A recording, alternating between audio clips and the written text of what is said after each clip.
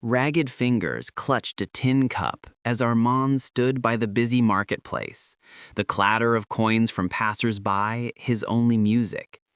His clothes hung loose, patched in ways that spoke of both resilience and defeat.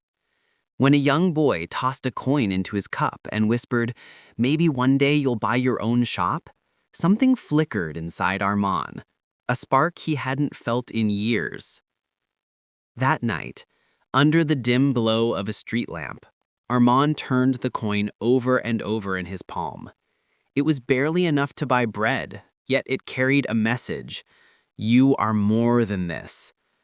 He realized he wasn't just begging for money, he was begging for a way out, for dignity, for a chance.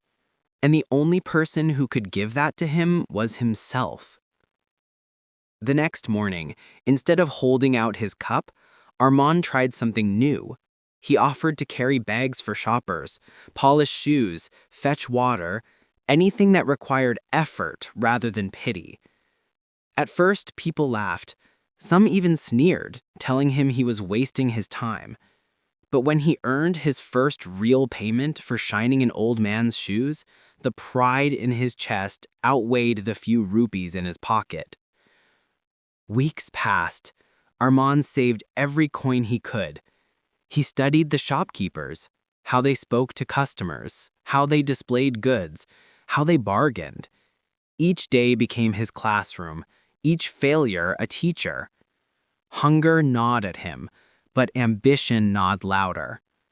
One evening, with trembling hands, he approached a small wholesale stall and offered to buy a single pack of biscuits, his entire savings. The vendor raised an eyebrow. Planning a feast? Armand smiled faintly. No, planning a future. He set up a tiny spot near the bus station and began selling biscuits one by one. Some days he sold nothing. Other days he sold out. He learned to greet every customer with respect, to remember faces, to listen more than he spoke. Slowly, people noticed the ragged man with a sharp mind and a sincere smile. Months rolled into years. The biscuit stand became a cart. The cart grew into a rented shop. And the man once ignored on the roadside now stood tall behind a counter, neatly dressed, greeting regular customers who trusted his honesty. But the true change wasn't in his wallet. It was in his mindset. Armand no longer saw himself as a beggar at the mercy of others, but as a creator of value, a man shaping his own destiny. One day, that same young boy who had once dropped a coin into his tin cup walked into Armand's shop. His eyes widened in disbelief. You're the man from the street." Armand smiled, sliding a packet of biscuits across the counter. "No, son," he said gently. "I was the man from the street.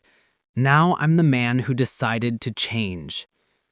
The boy left with biscuits, but more importantly, with a story, a living reminder that sometimes the richest wealth is not money, but the courage to rewrite your own chapter.